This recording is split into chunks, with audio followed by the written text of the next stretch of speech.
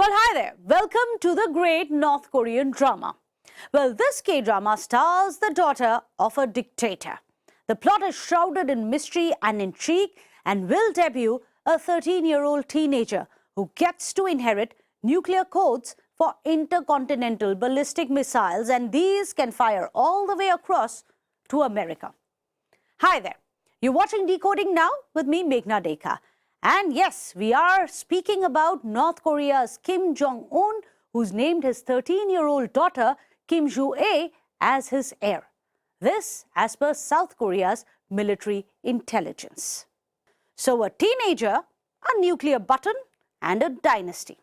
Is bloodline politics the world's oldest playbook? Well, this is Parivarvad, not in India, but North Korea style. But remember, North Korea has been under the rule of Kim dynasty since it was created at the end of World War II, making it the only dynasty in the communist world. The regime asserts that Kim's descent from a sacred bloodline, a claim which is used to justify that only they are entitled to lead the country. South Korea's National Intelligence Service has assessed that his teenage daughter is now being positioned slowly, globally and optically as his successor, the fourth generation dictator, if you may. But some say that Kim Joo-ae could be appointed the first secretary of the Central Committee very shortly, the party's number 2 position. Although the party rules do require members to be at least 18 years old, and she's, as per reports, only 13 right now. But none of this has been officially confirmed, and much, of course, remains unknown about the Kim family. After all, little information comes in or out of North Korea, one of the world's most closed-off and repressive countries which practices isolationist policies. While not much is known about Kim Jong-un's children, Kim Joo-ae has been carefully placed in the spotlight. Now, this is what we have managed to piece together about the dictator in making. Well, it is believed that she is 13 years old, that she is the second child of Kim Jong-un. She is likely to be the fourth generation Kim dynasty to rule North Korea. She has apparently voiced opinions on state policies as well. She's often been positioned right beside her father, optically very strong. She is referred to as the beloved daughter and the great person of guidance. And that's very interesting, great person of guidance. These are the kind of terms, titles which are usually being used for those who have been leaders in North Korea. She could become North Korea's first female ruler. She may just defy the deeply patriarchal culture. So yes, viewers, Kim Joo-ae could become the first female ruler in the Kim dynasty, a historic moment in this. In fact, until now, it's only seen male leadership. Just to give you a bit of a glimpse into what it has looked like so far. So first, it began with Kim Sung. This was 1948 to 1999. He was the founder of North Korea ever since the Kim dynasty has been ruling North Korea. He was called the Great Dictator. Then came Kim Jong II, which was 1994 to 2011. He was known as the dear leader. He emphasized on military first policy, something which till date has taken precision in North Korea. Now then came Kim Jong Un, of course, the present one. Since 2011, he took over. He's known as the supreme leader. His focus has been very stiffly on economy, on defense development as well. So will Kim Joo-ae be the fourth generation of the Kim dynasty? Well, already she's being referred to as the North Korean media as the beloved daughter. It is appearing as if she is being groomed specifically for succession. She has the potential to be the first female ruler of the Kim family. Remember, she first appeared in public at a long-range missile test which happened in November 2022.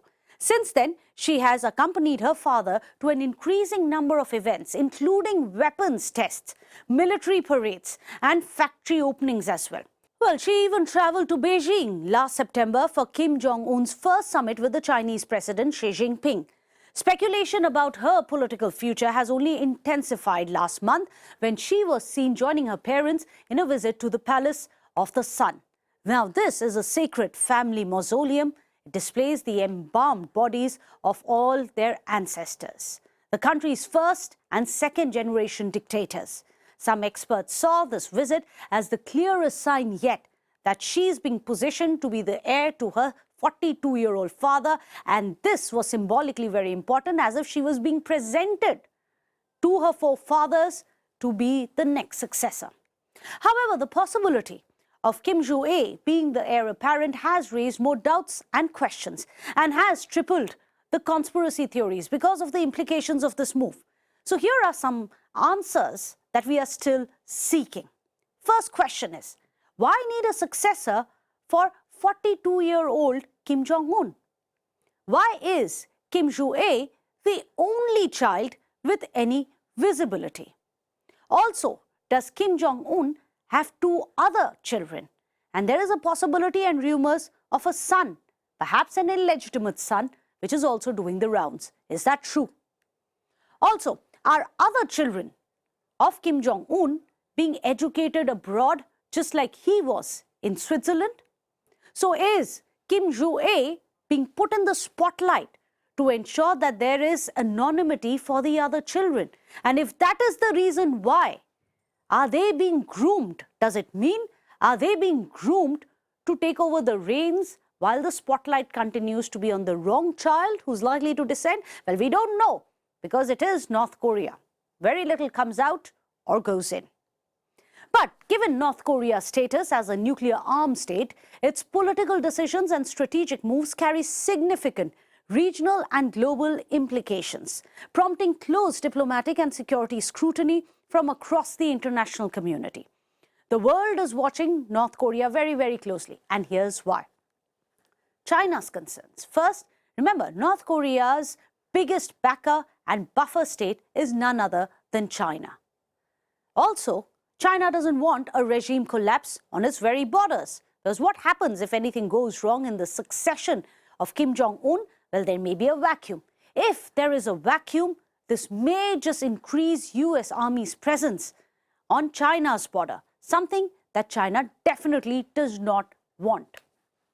So what are US's concerns? Well, North Korea, remember, has already tested ICBMs, which are intercontinental ballistic missiles, and unfortunately for the Americans, it can reach all the way across to US territory as well. So they are very wary of who is going to be controlling the nuclear launch codes of North Korea. Succession also signals that there may just be a continuation of the nuclear policy that we've seen under Kim Jong-un, and that means they are going to ensure that there is permanence of nuclear weapons. Now, what does India have to worry about? Now, remember, India doesn't have any direct threats or worries when it comes to North Korea. However, there are certain concerns. What India does want to ensure is that there is regional security balance in the entire Indo-Pacific region, which is crucial for India's own strategic safety as well.